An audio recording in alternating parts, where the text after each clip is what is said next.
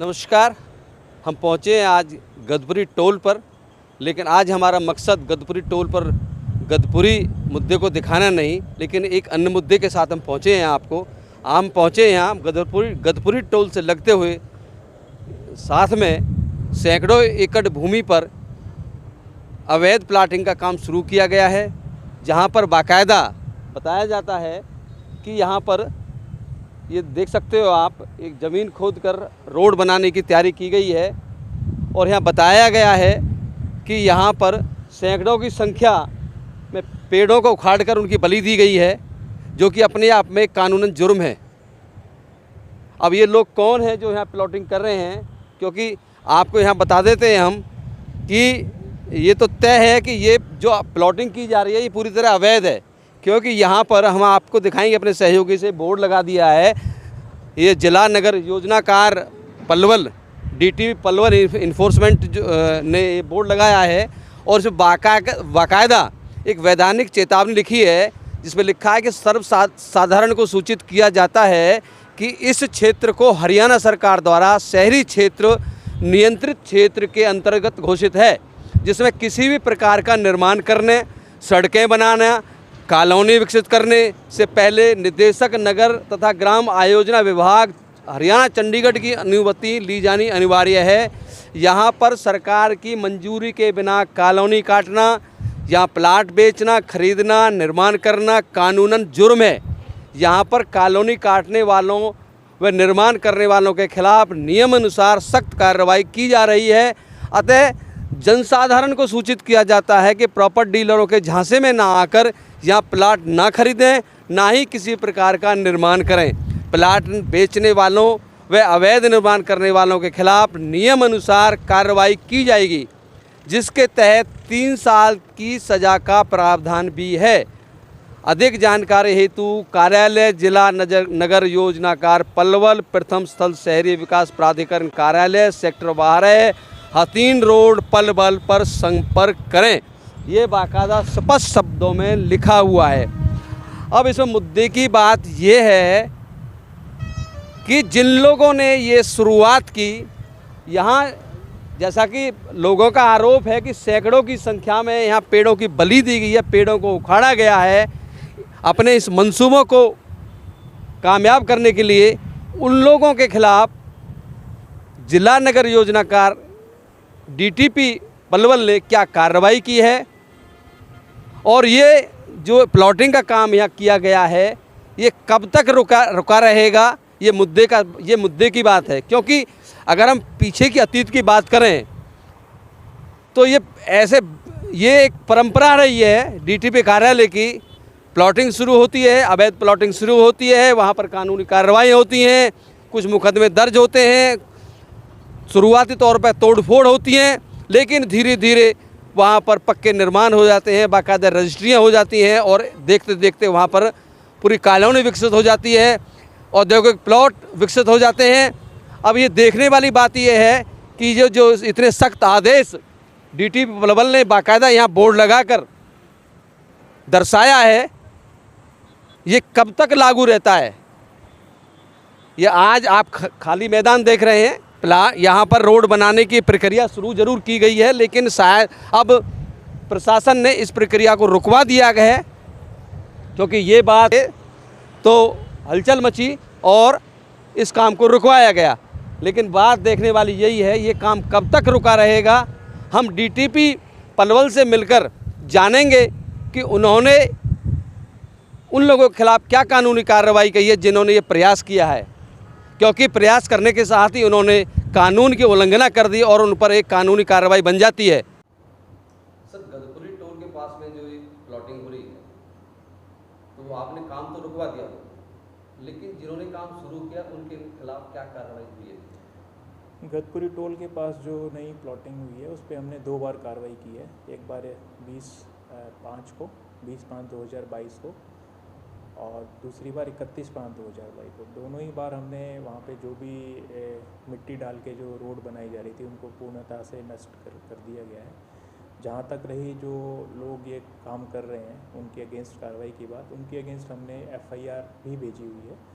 और जिसके रिगार्डिंग कल डीएसपी हेडक्वार्टर साहब से भी मेरी बात हुई थी, जो कि गदपुरी थाने में दर्ज की जानी है। तो हमारी तरफ से वहाँ पे मौके पे बोर्ड भी सूचना के लिए गड़ाया गया है, ताकि कोई भी आम जनता वहाँ पे अपने मेहनत की कमाई वहाँ पे ना करे, इन्वेस्ट ना करे, और वो पूर्णतः से अवैध कॉलोनी है और उस पर हम आगे भी नज़र रखी जा रही है और आगे भी हम अपने नियमानुसार कार्रवाई करेंगे। डीटीपी साहब, बहुत तजुर्बा है, आपका कार्यकाल लंबा रहा है, आपने से इस तरह की प्लॉटिंग देखी होगी।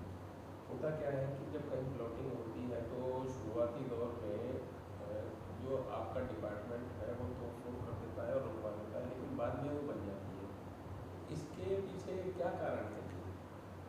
नहीं, देखिए, इसके पीछे कोई एक कारण तो मतलब एक नहीं हो सकता। ये तो आपकी अपने आपके कार्यकाल में, किसी भी ऑफिसर के कार्यकाल में वो कितना सजग है इन चीज़ों को लेके। और एक्चुअली क्या है कि तोड़फोड़ का ये कोई अकेला हमारे ऑफिस का ही काम नहीं है। इसमें एक कमेटी भी बनी हुई है जिसको टास्क फोर्स कमेटी कहते हैं, सरकार ने बना रखी है। उसमें पुलिस भी विभाग भी इन्वॉल्व है, डिस्ट्रिक्ट एडमिनिस्ट्रेशन भी इन्वॉल्व है, एसडीएम्स भी इन्वॉल्व हैं। क्योंकि कहीं भी हम तोड़फोड़ करने जाते हैं तो एक कलेक्टिव एफर्ट है।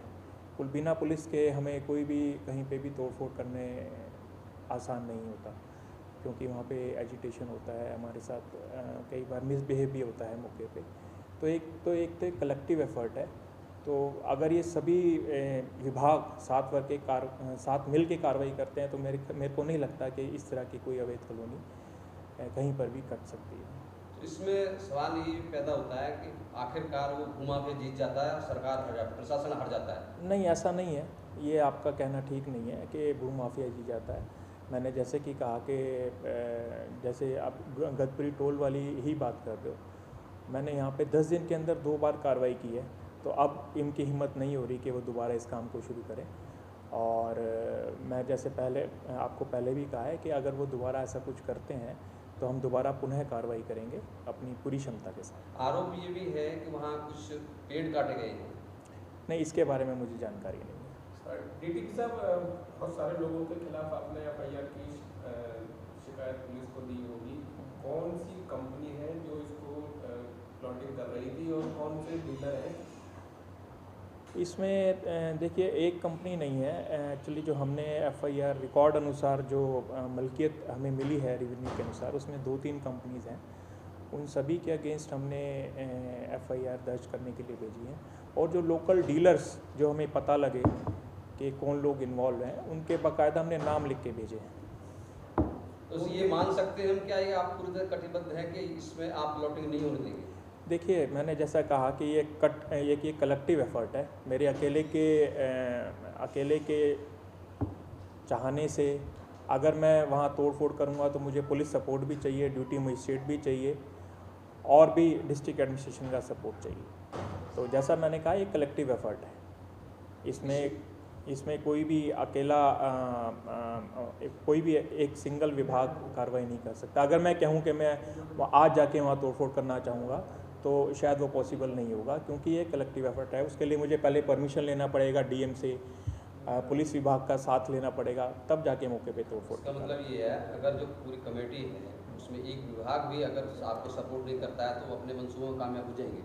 नहीं, ऐसा नहीं है। मंसूबों में कामयाब ये एक बार की बात नहीं है कि एक बार मान लो चलो हमें कहीं पुलिस नहीं मिली किसी कारण से, क्योंकि पुलिस की अपनी व्यवस्था रहती है, कहीं ना कहीं वो इंगेज रहते हैं। तो ऐसा नहीं है कि वो एक बार प्रोग्राम हमारा विफल होता है तो हम दोबारा प्रोग्राम नहीं बनाते। मैंने कहा कि हम कटिबद्ध हैं इस तरह की अवैध कॉलोनियों को रोकने के लिए, और इस तरह की अवैध कॉलोनियाँ हम बसने नहीं देंगे। क्योंकि मैं आपसे बार बार जो सवाल कर रहा हूँ, मेरा इस सवाल करने का पीछे मकसद यही है कि अतीत का अगर हम इतिहास खंगाल लें। नहीं, आपकी बात बिल्कुल ठीक है, और के पीछे जितनी भी all over the state colonies काफ़ी डेवलप हुई हैं, और इसके लिए सरकार ने एक सर्वे भी कराया है। एक private consultants different private consultants के थ्रू सर्वे कराया गया, ड्रोन फ्लाई सर्वे, और जिसकी रिपोर्ट सभी डिस्ट्रिक्ट से हमारे निदेशालय को भेजी जा चुकी है, या कुछ डिस्ट्रिक्ट्स में अभी भेजी जा रही है। तो उसके लिए भी हो सकता है डिपार्टमेंट कोई पॉलिसी बनाए जो कि इस तरह की कॉलोनी बस गई हैं। जो बस चुकी हैं वो तो बस चुकी है, आगे ना बसें, बात ये है सर। मैंने जैसे कहा कि हम पूरी तरह कटिबद्ध है नई कॉलोनियों को ना बसने देने के लिए। Thank you sir. हम अन्य किसी मुद्दे के साथ फिर जोड़ेंगे आपको। आप जुड़े हुए थे हमारे साथ, धन्यवाद।